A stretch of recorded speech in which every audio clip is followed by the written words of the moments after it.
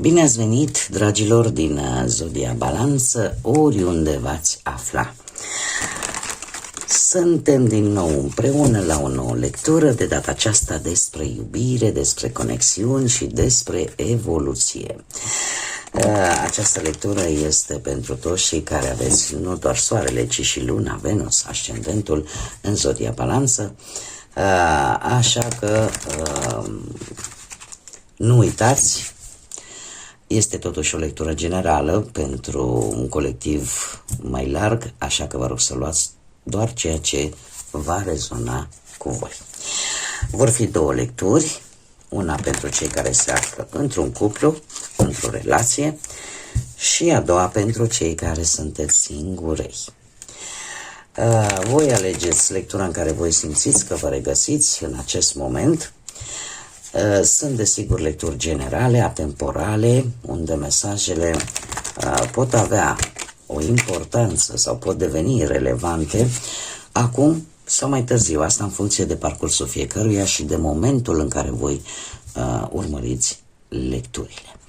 Este posibil, desigur, să rezonați cu toate mesajele sau cu o parte din el sau poate chiar deloc, și asta pentru simplu motiv că relațiile sunt diferite, structura, principiile de bază ale fiecăruia, viața asta sentimentală, sunt diferite, iar aceste lecturi au un rol de ghidare, de clarificare, așa că nu trebuie uitat faptul că tarotul nu obligă, prezintă doar energiile care se află în jurul vostru, așa că luați tot ceea ce rezonează cu sufletul vostru, ascultați mesajele cu deschidere, dar rămâneți ancorați în voi înșivă, păstrați-vă libertatea să alegeți, astfel încât aceste mesaje să aibă rol decât de ghidare, iar deciziile să vă aparțină cu adevărat. Și haideți să vedem ce vine pentru voi, dragilor din Balanță, cei care vă aflați într-o relație, indiferent care este aceea. Să vedem.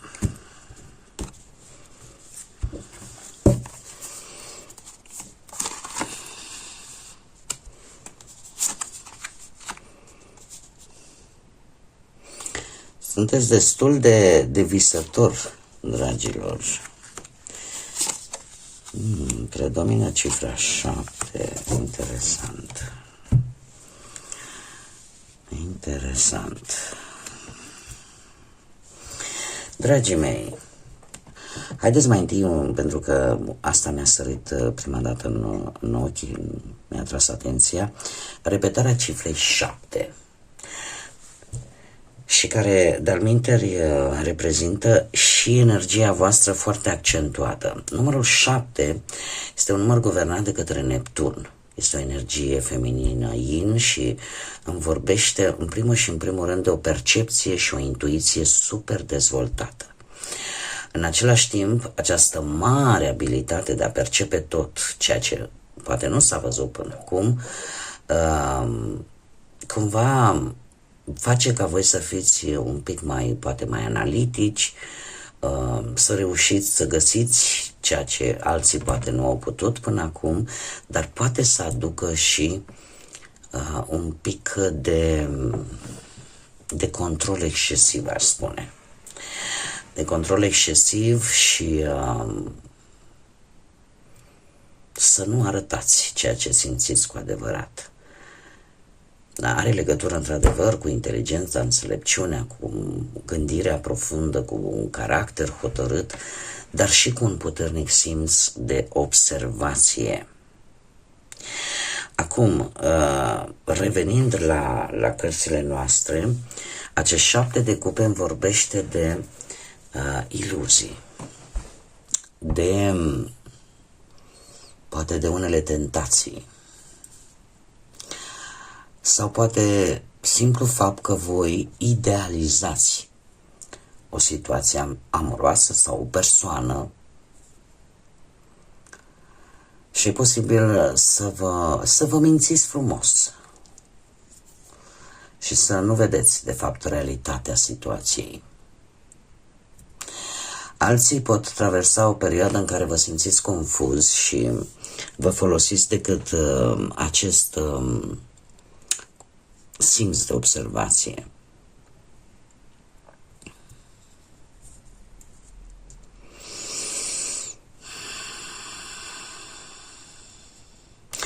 Este modul cel mai simplu care îmi vine în cap acum. Vă cam îmbătați cu apă rece, ca să fiu așa mai pe cât de simplă, pe atât de directă. De ce? Pentru că ori refuzul vostru de a vedea realitatea situației, ori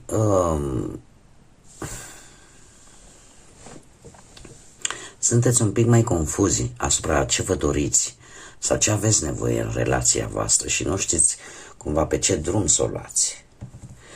Alții putem spune că duc dorul a ceva sau a cuiva. Și încă vă luptați să scăpați de acest gând. Dar asta poate să aducă o lipsă de acțiune.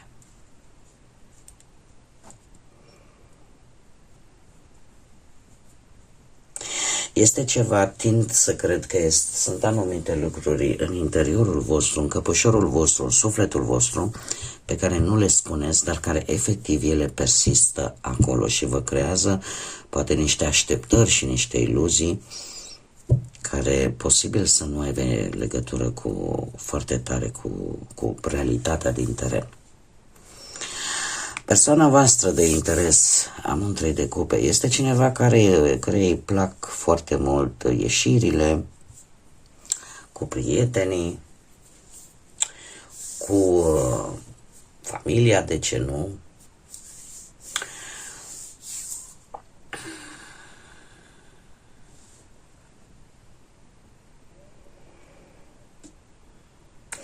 Foarte interesant, de ce? Pentru că, dat fiind faptul că avem cupe, avem și cupe, avem și bâte, avem și acțiune.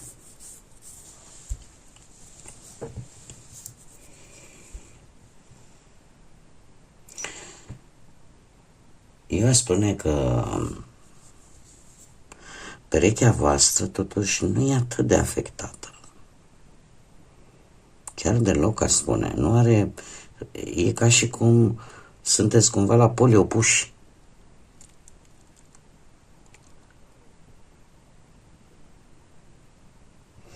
Pentru că aici este totul ok în partea cealaltă.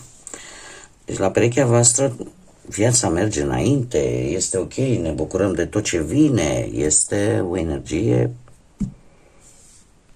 nu neapărat de nepăsare, cât de faptul că este totul în regulă. Dar comunicarea dintre voi, asta cred că vă spune multe, e un 7 de bâte. Comunicarea dintre voi, voi vă simțiți, ori voi, mai degrabă voi aș spune, vă simțiți oarecum amenințați de cineva sau de ceva. Și tindeți să mulțumiți pe celălalt de câte ori are nevoie, din teamă sau din îndoială, pentru a nu pierde ceva, pentru a nu pierde aceste vise, aceste așteptări. Trebuie să vă spun că există posibilitatea ca o comunicare cu cineva la distanță să nu fie atât de benefică pe cât ați crede voi și chiar să aducă complicații în relația voastră. Pentru că este cineva totuși destul de invidios, invidioasă. Comunicarea dintre voi, cel puțin în următoarea perioadă, ar trebui să fie mult mai sinceră. Mult mai sinceră și, aș zice, mult mai serioasă.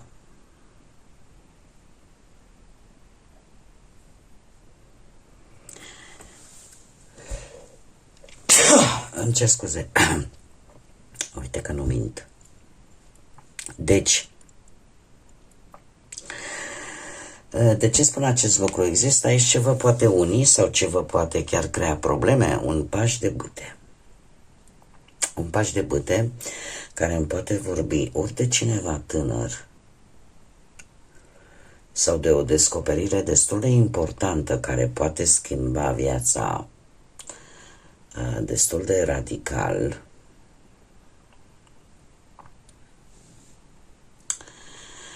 sau asta în cazul, să zicem, negativ. Dar pe parte pozitivă, acest paș de bâte, trebuie să vă zic că perechea voastră de-aia și are o energie așa de dezvoltă, pentru că are o veste bună. Legat poate chiar de o posibilă călătorie. Iar dacă voi considerați că există anumite probleme în relația voastră, sunteți în următoarea perioadă într-un moment tare bun să vă dați seama dacă este ceea ce voi căutați sau nu. Pur și simplu. Și asta pentru că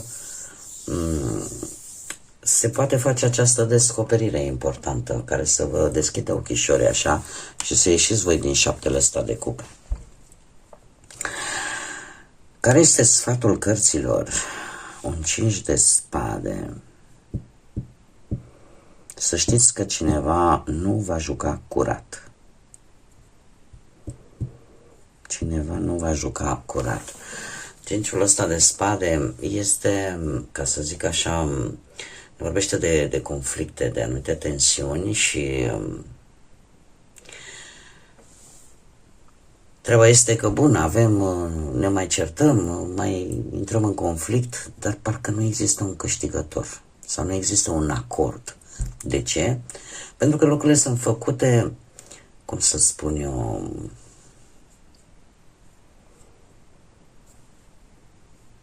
pe la spate așa, neștiute.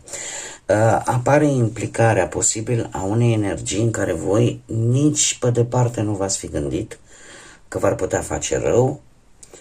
Apare o încredere, ca să zic așa, oarbă vis-a-vis de un personaj care, într-un mod, mare atenție, strategic, își urmează interesul.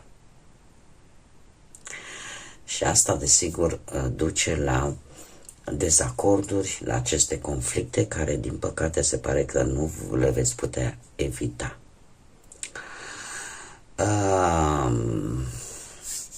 Posibil să aceste tensiuni să vină, să aibă ca bază gelozia, invidia și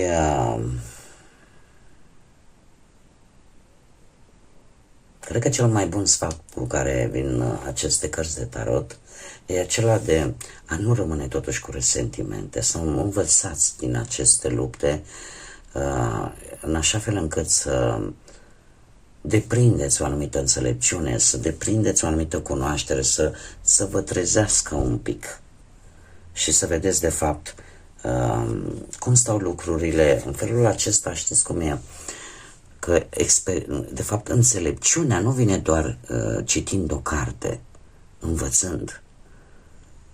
Vine înțelepciunea cea mai dură, dar în același timp cea mai bună vine din experiențele vieții.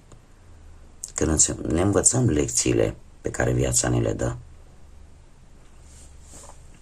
Așa că sfatul cărților cam acesta ar fi. Haideți să vedem și ce mesaj important am pentru voi, dragilor din Balanță.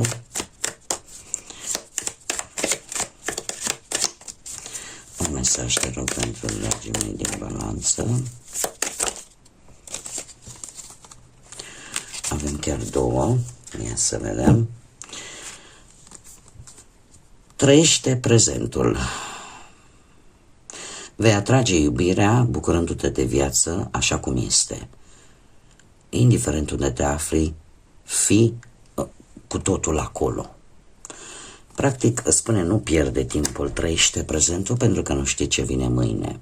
Lasă ușa deschisă, nu fi atât de focusată pe o ușă închisă, pentru că în felul acesta nu vei putea vedea că de fapt alta se deschide pentru tine. Mesaje simple, dar cu impact. Și zic eu foarte clare. Haideți să vedem mesaje gândite, dar nerostite. De către voi, poate, sau de către persoana voastră de interes. Ia să vedem ce mesaje am pentru voi, dragilor din Balanță. Și spune așa: noi trăim două vieți separate. Mesaje gândite, dar nerostite, nespuse. Bun, dragii mei, aceasta a fost lectura pentru voi. Continuăm cu lectura pentru cei singurei. Continuăm pentru cei care sunteți singuri. Să vedem ce vine pentru dragii și dragile mele din Balanță, cei care sunteți singurei.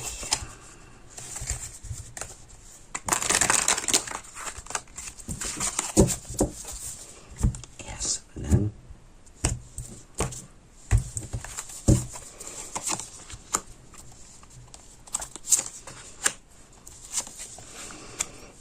Ce pregătiți sunteți!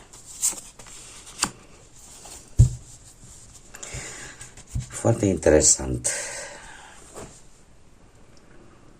Dragilor, energia voastră nu este una rea deloc. Voi sunteți pregătiți pentru începuturi noi sentimentale. Chiar poate că se arată la orizont așa o nouă relație destul de intensă, ceea ce vă face să, cum să spun eu, să fiți mai optimiști, să fiți mai să renașteți pur și simplu din punctul ăsta de vedere sentimental. În schimb, în mintea voastră încă ceva roade acolo, încă roade o durere emoțională. Încă, știți cum e, când era o vorbă, inima spune da și da, dar mintea spune nu și nu, pentru că sufletul vostru își dorește un nou început, își dorește iubire, dar mintea încă păstrează o rană adâncă, în urma poate, nu știu, a unei cum să spun eu, a unei despărțiri, a unui divorț, a unei rupturi, în care voi ați suferit foarte mult.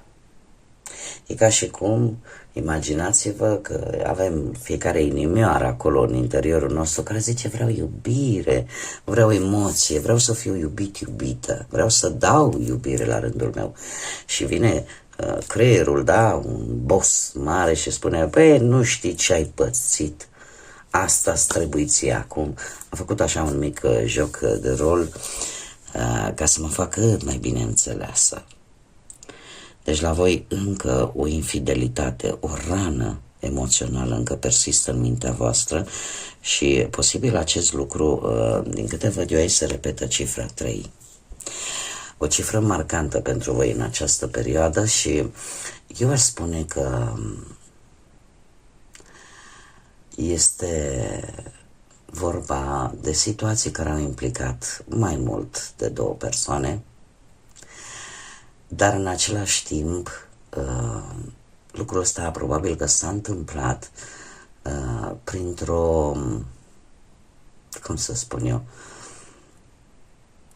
culmea, mental, ați reușit să vă dați seama de acest lucru, dar v-a și marcat în același timp această cifră 3. Dar știți cum e cu veninul de șarpe? El este într-adevăr mortal în cantități mari, dar în cantități mici chiar poate salva vieți. Așa este și cu acest 3. Un 3 de spade care vă creează totuși o stare destul de complicată și de dureroasă, dar avem și un 3 de cupe care o să vedeți ce spune. Mergem mai departe. Deci am văzut ce aveți voi acolo în mintea voastră, unde se duc gândurile voastre. Cum vedeți voi lucrurile în acest moment? Este posibil ori să fiți foarte interesat de cineva, poate un pic mai în vârstă, să aibă legătură poate cu zodia Berbec, sau de cineva mult mai organizat, care e posibil să aibă și o haină de stat. Da, o haină de stat în ce sens? O anumită uniformă. Da? Asta e așa un mic amănunt pentru cei care rezonează cu acest lucru. Cineva care are, cum să spun eu, să existe la început decât o atracție și care nu prea va da vouă de înțeles dacă este reciprocă sau nu.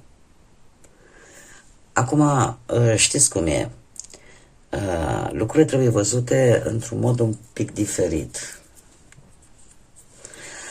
Ori această persoană încearcă să-și dea seama, domne, vis-a-vis de voi, mare atenție, da? Dacă nu putem vorbi și de acest lucru. Pentru că aici totuși mie mi-apare că voi sunteți doritori de noi începuturi, dar cu împăratul, cumva, ori voi nu vedeți semnale fățișe, semnale care să fie vizibile, care exista o atracție reciprocă, ori această persoană nu vede la voi acest lucru. Cum de-al minteri, mai ales cei care aveți poate și vreun ascendent în Berbec, aș spune că sunteți un pic mai duri cu voi înși, vă aș spune. Și mult mai logici, mult mai organizați, dar în același timp să știți că mintea cumva reușește să domine inima și asta s-ar putea să vă joace un pic în contra voastră, așa cum bine am văzut. În suflet simți ceva, doar că mintea încă nu e poate pregătită, de ce nu? Experiențele voastre din trecut. Experiențele voastre din trecut și aici e iară interesant, avem împăratul care e numărul 4 și aici avem iară un 4. Evenimentele din trecut, cum v-au marcat ele? Cu 4 de spade aș spune că nu a fost ușor deloc în relațiile anterioare sau în relația anterioară, pentru că de fiecare dată ajungeai până în punctul în care efectiv simțeai că rămâi fără energie. Încercai mereu să vezi, Doamne, se mai poate face ceva, sunt pe drumul cel bun, e totul în regulă, lucru care e posibil să vă fie adus, ca să zic așa, o epuizare care v-a împiedicat să începeți ceva nou.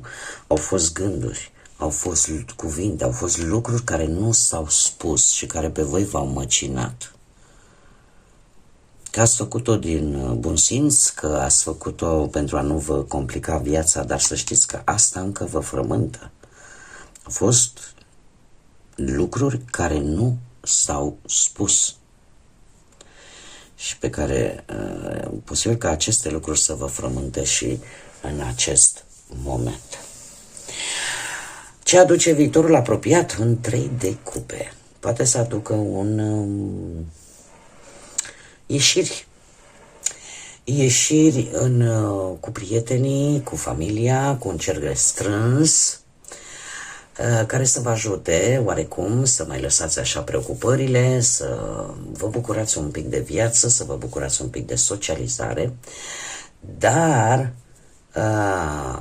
să știți că n-ar fi rău, pentru că încercarea asta de a socializa îți poate aduce energii noi sau pe cineva care va încerca să vă recucerească. E posibil să vă reîntâlniți cu vreun fost, cu vreo fostă și care nu va ezita să vă recucerească. Poate să fie și acest lucru. Acum depinde foarte mult de voi. Depinde foarte mult de voi. Ce veți face?